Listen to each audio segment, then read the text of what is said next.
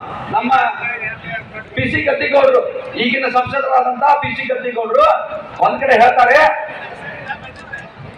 ಈ ದೇಶದ ಸಂವಿಧಾನವನ್ನ ಬಿಜೆಪಿ ಪಕ್ಷದವರೇ ರಕ್ಷಣೆ ಮಾಡ್ತಾರೆ ಅಂತ ಹೇಳ್ತಾರೆ. ಪಿ ಸಿ ಗದ್ದಿಗೌಡರು 5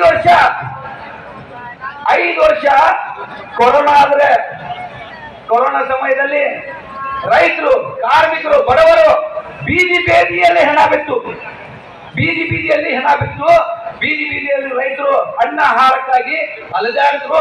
ಸಾಕಷ್ಟು ನೋವುಗಳನ್ನು ಕಂಡ್ರು ಕೂಡ ಪಿ ಸಿ ಗದ್ರು ಒಂದೇ ಒಂದು ದಿನ ಬಂದು ಯಾವ ತಾಯಿಗೂ ಭೇಟಿಯಾಗಲಿಲ್ಲ, ಯಾವ ಕಾರ್ಮಿಕರು ಭೇಟಿಯಾಗಲಿಲ್ಲ, ಯಾವ ಬಡವರಿಗೂ ಭೇಟಿಯಾಗಲಿಲ್ಲ, ಯಾವ ರೈತರಿಗೂ ಭೇಟಿಯಾಗಲಿಲ್ಲ.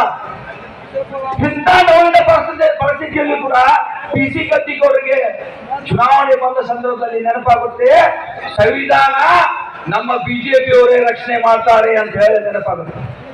ನಾನು ಕೇಳ್ತೀನಿ ಪಿ ಸಿ ಗದ್ದಿಗೌಡರಿಗೆ, ನೀವು ಅನಂತ್ ಕುಮಾರ್ ಹೆಗಡೆ ಅವರು ಸಂವಿಧಾನವನ್ನ ಬದಲಾವಣೆ ಮಾಡ್ತೀವಿ ಅಂತಂದಂತ ಸಂದರ್ಭದಲ್ಲಿ ನೀವು ಬಾಯಿಗೆ ಏನೋ ಪಟ್ಟಿ ಬಡ್ಕೊಂಡಿದ್ರ? ಅನಂತ್ ಕುಮಾರ್ ಹೆಗಡೆ ಅವರು ಮಾತಾಡಿದಂತ ಸಂದರ್ಭದಲ್ಲಿ ಎಲ್ಲಿ ಹೋಗಿದ್ರಿ? ಇದೇ ಪಕ್ಕದ ಊರಿನ ಎತ್ತಾರ್ ಗೌಡರು ಬಾಯಿಗೆ ಬಂದಂತೆ ಮಾತನಾಡಿದ್ರು ಸಂವಿಧಾನದ ಬಗ್ಗೆ. ಆ ಸಮಯದಲ್ಲಿ ಎಲ್ಲಿ ಹೋಗಿದ್ರಿ? ತೇಜಸ್ವಿನಿ ಸೂರ್ಯ ಡಾಕ್ಟರ್ ಬಾಬಾ ಸಾಹೇಬ್ ಅಂಬೇಡ್ಕರ್ ಬಗ್ಗೆ ಮಾತನಾಡಿದ, ಆ ಸಂದರ್ಭದಲ್ಲಿ ಹೋಗಿದ್ರಿ? ಇದೇ ಧಾರವಾಡ ಕ್ಷೇತ್ರದ ಅಭ್ಯರ್ಥಿ ಪ್ರಹ್ಲಾದ್ ಜೋಶಿ ಅವರು ವಾಲ್ಮೀಕಿ ಅವರ ಫೋಟೋ, ಅಂಬೇಡ್ಕರ್ ಅವರ ಫೋಟೋವನ್ನ ಕಿತ್ತು ಹಾಕಿದ್ರು.